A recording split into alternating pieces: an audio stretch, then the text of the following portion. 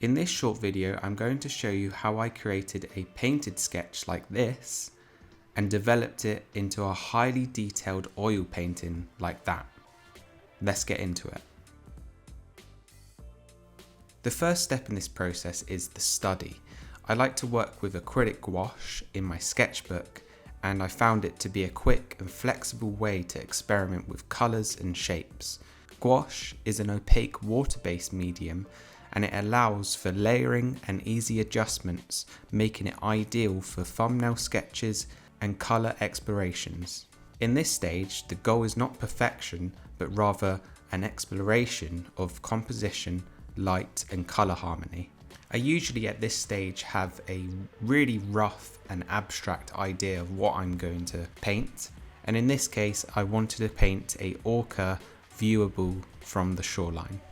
Now in the past I've often skipped this stage, and I've realised that it's actually a very crucial part in the process. It opens up a lot of questions that are answered within this stage, and you don't have to worry about it in the future, which is so good for the process when you're creating. What's great about this is that it's good practice for in the future. If you do have a commission of some sorts and you have a deadline, it's important to make sure your idea that you're creating is solid right from the start. So right now is the perfect time to experiment and explore the idea. This study only took around 45 minutes, so I'm pushing the paint around really fast, making quick decisions, and if something isn't working, I quickly paint over with no problems. I don't get too attached in this stage. I want to make sure I'm trying ideas very quickly so that the process of developing is very efficient. Once I was satisfied with the gouache study, the next step was translating it into a digital sketch. I worked on my iPad in Procreate to do this. This step is particularly useful because it allows for non-destructive editing. This means that I can make significant changes without permanently altering an original study. You'll see that I created a very rough sketch from the original gouache study, and then I went over again to refine it further.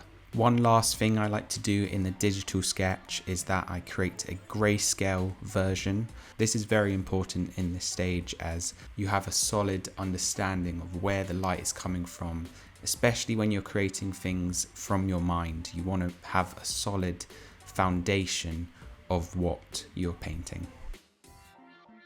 With a painted sketch and a refined digital sketch in hand, now it was time to create the final painting. You're going to see a big jump here. I didn't film for the first day. I don't know, maybe I wasn't in a filming mood that day, but I'm very happy that I took the time to just focus fully on painting. It's important as an artist to not have distractions when you're creating something that is meaningful to you. You want to be engulfed in painting. So that's what I did, and you've seen a big jump from the sketch. Now the big difference between gouache and oil paint is that oil paint is very transparent. So that means you've got to build up layers within your painting. To do this as an artist who's creating multiple paintings each week, I like to use Liquin Original. Now this is from Winsor & Newton, and it is a great medium to add to your paint. Remember not to add too much of it, just a dab of it within your paintbrush, and it will ensure that your painting is dry pretty much the next day, which is brilliant for adding layers to your painting. Throughout the oil painting process, constant reference to both the gouache and digital studies help maintain the original vision while allowing organic changes. The gouache study provides a reminder of the initial inspiration and colour relationships, while the digital sketch serves as a roadmap for refined composition and value structure. As the painting progresses, the artist should remain open to intuitive adjustments, allowing brushstrokes and texture to play an active role in the final piece. layers of glazing and impasto can add depth and atmosphere, further enhancing the painting's overall impact. Now I like to remember to paint my lightest lights until last.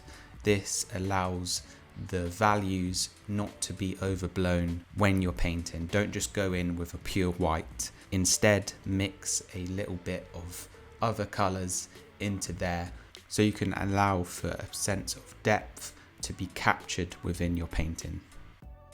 By following this structured yet flexible workflow from gouache study to digital sketch to oil painting, artists can create compelling, well-planned compositions while still allowing for creative discovery. Each stage of the process serves as a distinct purpose, ensuring that the final painting is both thoughtfully designed and expressively executed. This method not only improves technical skills but also deepens an artist's understanding of colour, value and composition, ultimately leading to a stronger and more dynamic artwork.